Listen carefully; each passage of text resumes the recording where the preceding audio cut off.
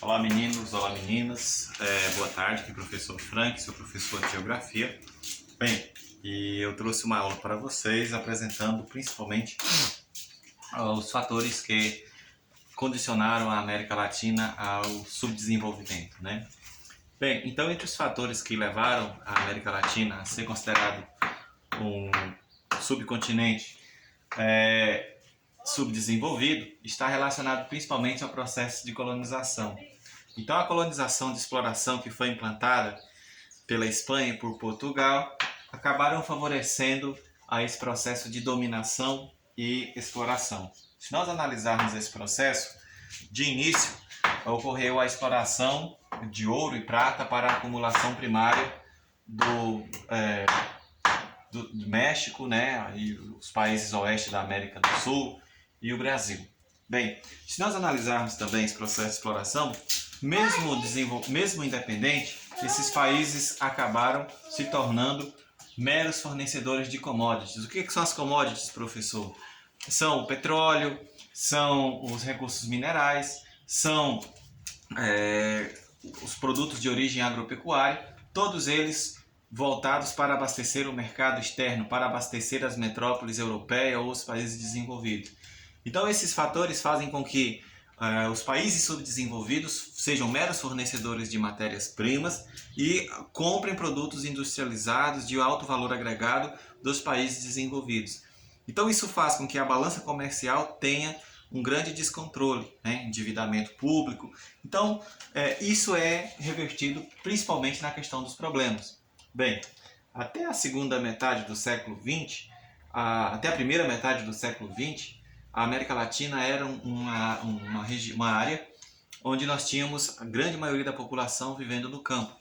Só que, após a Segunda Guerra Mundial, os Estados Unidos eles acabaram fazendo com que suas multinacionais migrassem para outras áreas fora do seu país de origem. Então, as multinacionais americanas adotaram um modelo onde elas migraram para os países subdesenvolvidos, migraram suas fábricas, fazendo com que os seus produtos chegassem a um mercado consumidor mais distante e dessa forma reduzisse os riscos de influência do socialismo no Ocidente, né? Só que essa industrialização que ocorreu nos países da América Latina acabou fornecendo um quadro de intensa urbanização, ou seja, um crescimento urbano muito acelerado. E é um dos fatores que vocês vão verificar lá no simulado de vocês quando retrata. Por exemplo, na América Latina ocorreu o crescimento tardio da população urbana? Não. É considerado um crescimento muito rápido. A partir da segunda metade do século XX, as cidades passaram por um amplo processo de expansão em decorrência da industrialização no qual sofreram e em razão do intenso êxodo rural que o campo de seus territórios sofreram, basicamente em decorrência da mecanização do campo.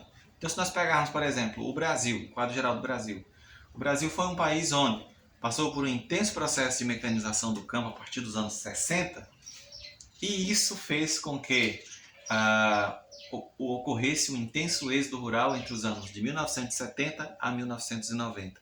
Então esse grande êxodo rural fez nascer grandes cidades dentro da América Latina, né?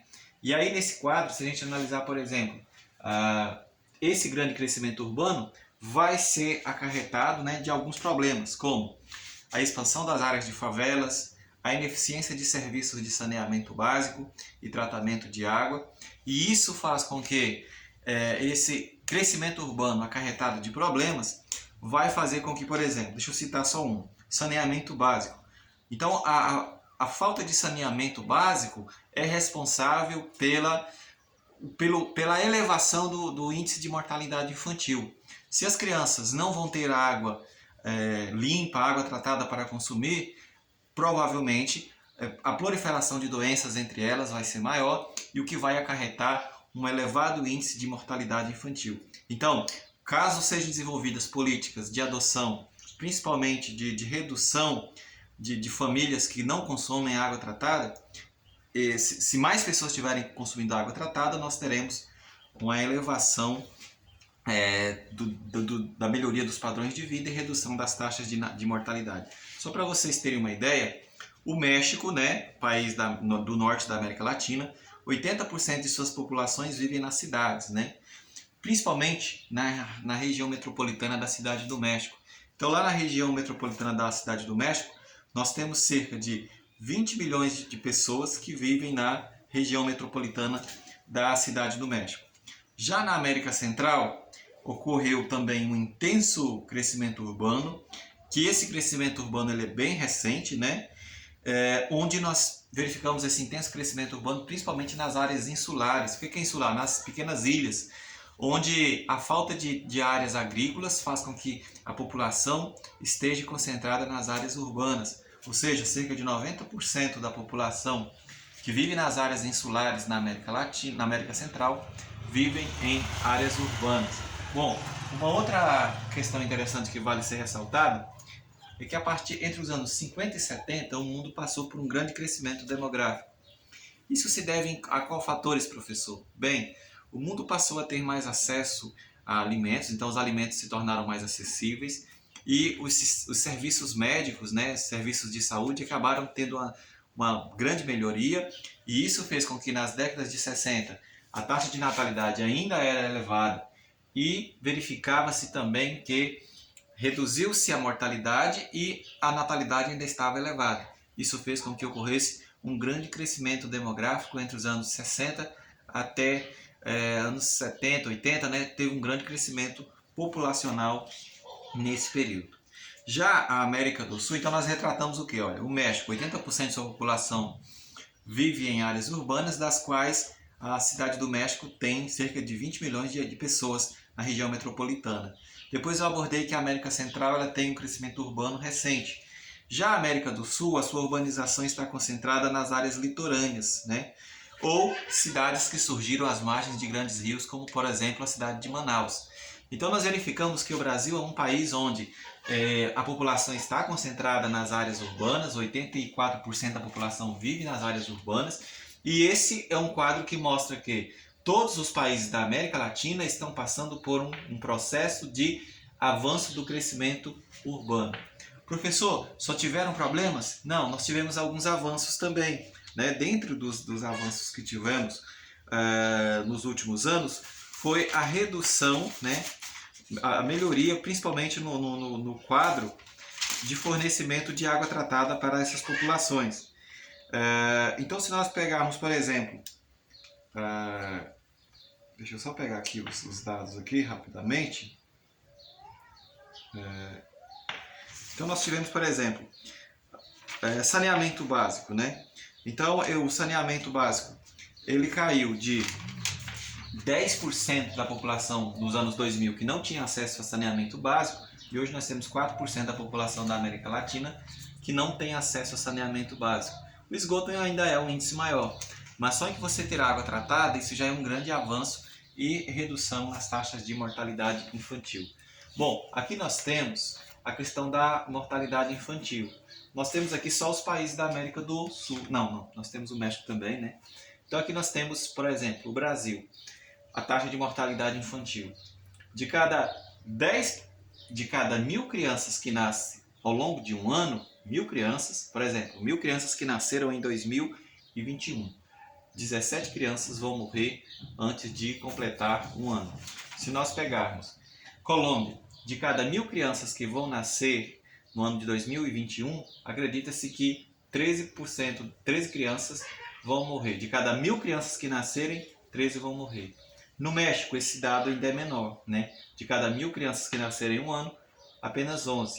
E na Argentina, 9,8. Mas nós temos casos graves, né? Então vocês observaram que no Brasil, de cada 1.000 crianças que nascem, 17 morrem. Agora, no Haiti, por exemplo, que é a situação mais grave, de cada 1.000 crianças que nascem em um ano, 46 morrem antes de completar um ano de vida, né? Na Bolívia, 35 crianças de cada 1.000 que nascem morrem antes de completar um ano de vida. Guatemala, 21 crianças, e no Paraguai são 18 crianças que morrem a cada grupo de 1.000 nascidas em um ano. Aqui nós temos os melhores indicadores quando se fala em mortalidade infantil, né? Então verifica-se, por exemplo, que no Chile, de cada 1.000 crianças que nascem em um ano, 6 morrem, né? Em Cuba, né? De cada 1.000 crianças que nascem em um ano, apenas 4 morrem. Na Argentina, apenas 3,8 8,3 que morrem. E nas Ilhas Bermudas, né, aqui nós temos a cada 1.000 crianças que nascem, apenas 2 morrem, né? Então, isso verifica que são dados que mostram as áreas onde a taxa de mortalidade infantil é bem menor. Verifica-se também o surgimento das chamadas megacidades, né? Então nós temos as 4 grandes megacidades da América Central, da América Latina. Então nós temos 4 megacidades na América Latina. O que são megacidades? São cidades que têm mais de 10 milhões de habitantes.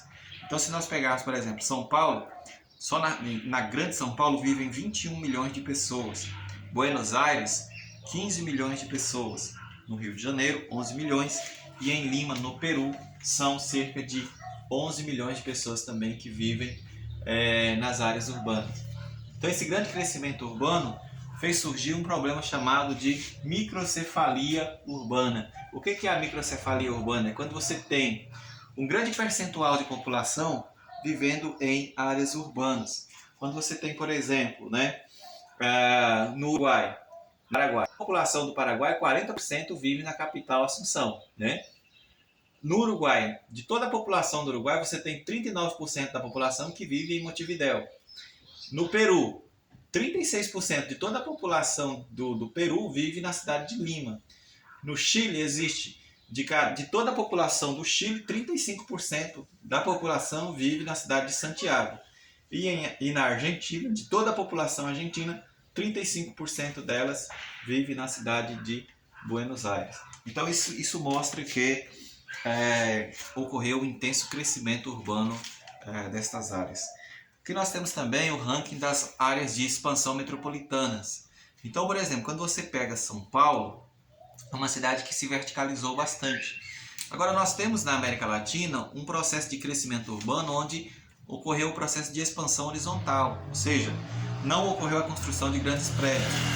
Então, por exemplo, entre as cidades da América Latina que são metrópoles, que têm a maior área, né, em quilômetros quadrados, a maior expansão de sua área metropolitana, nós temos Goiânia, tem 2,2 milhões de quilômetros quadrados. Então são regiões Goiânia tem a maior área metropolitana da América Latina. Goiânia, depois Maracaibo na Venezuela, 2,1,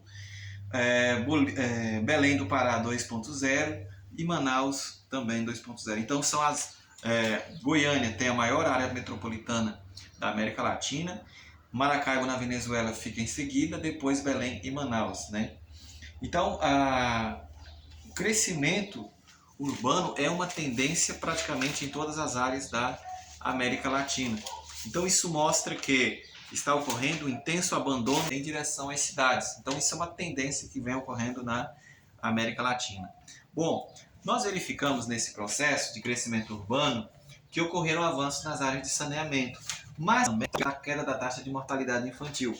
Como, por exemplo, no México, a redução da taxa de mortalidade infantil está relacionada ao aumento das verbas aplicadas nas áreas de saúde e educação, o que levou à diminuição da mortalidade infantil para 11,6, um índice que ainda é elevado, mas se comparado a outros países, está passando por uma redução da taxa de mortalidade infantil.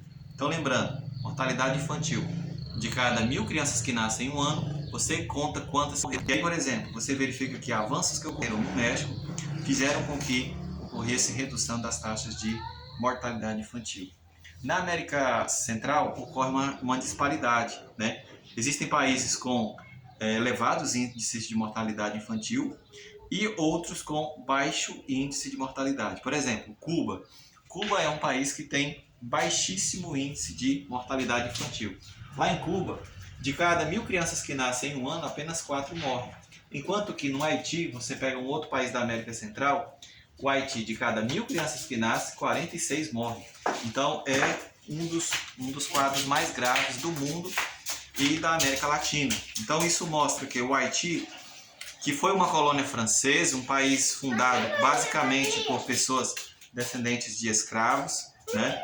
E que não conseguiu resolver os seus problemas sociais.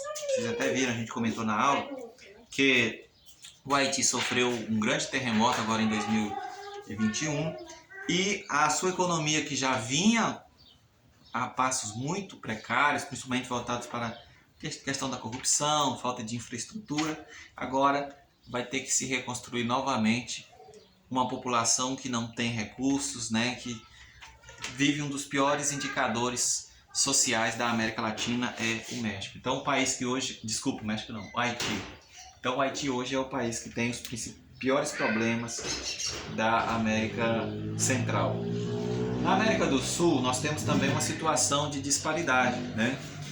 Então, nós verificamos que, por exemplo, a Bolívia, ela ocupa uma das piores situações do mundo, né?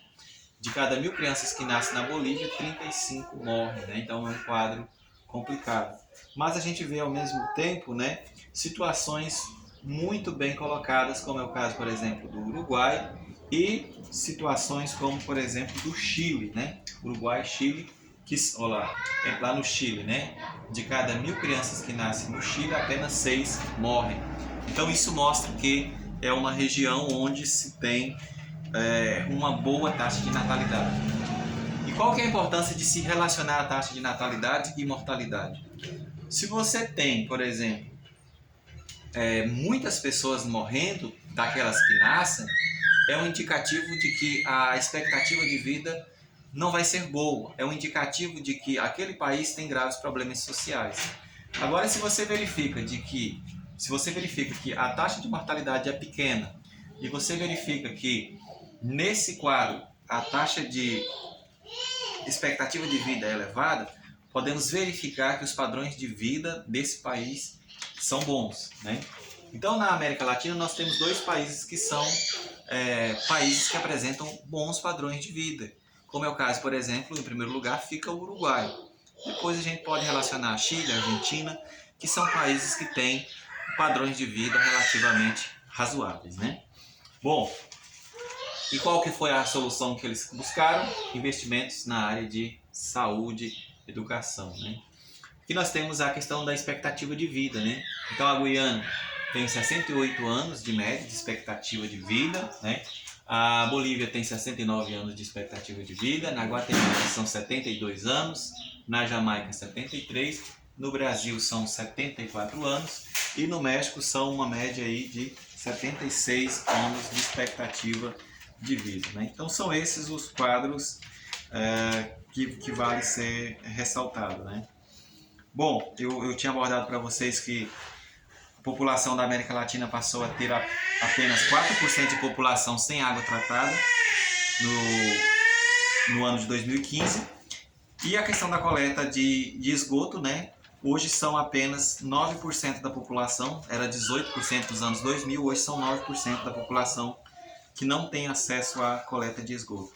Vale ressaltar que se esses países têm melhoria no acesso à coleta de esgoto e saneamento, provavelmente a mortalidade infantil vai ser menor, a expectativa de vida vai ser bem melhor. Bom, qual que são os principais problemas dos países da América Latina, professor? O crescimento urbano sem planejamento, a falta de emprego, problemas como a corrupção e também verifica-se, né, que a própria questão de exploração no qual as metrópoles exercem sobre os países subdesenvolvidos acaba condicionando a um grau de meros fornecedores de matérias-primas com mão de obra barata e de pouca escolaridade. Então vocês vão ter atenção lá no simulado quanto a, por exemplo, vocês vão relacionar que nós temos um país subdesenvolvido, né? Países da América Latina são subdesenvolvidos. Vocês vão verificar que é uma tendência o crescimento urbano na América Latina, é uma tendência. Vocês vão verificar também, dentro desse processo, que México e Brasil são os 2 países com maior quantidade de população, ou seja, que tem as maiores populações, são México e Brasil. Vocês vão relacionar lá também na hora de estudos. E vocês vão verificar também, durante o seu próprio estudo, que não existe nenhum país desenvolvido dentro da América Latina. Bom, meus queridos, era isso que eu tinha para vocês. Um forte abraço. Valeu!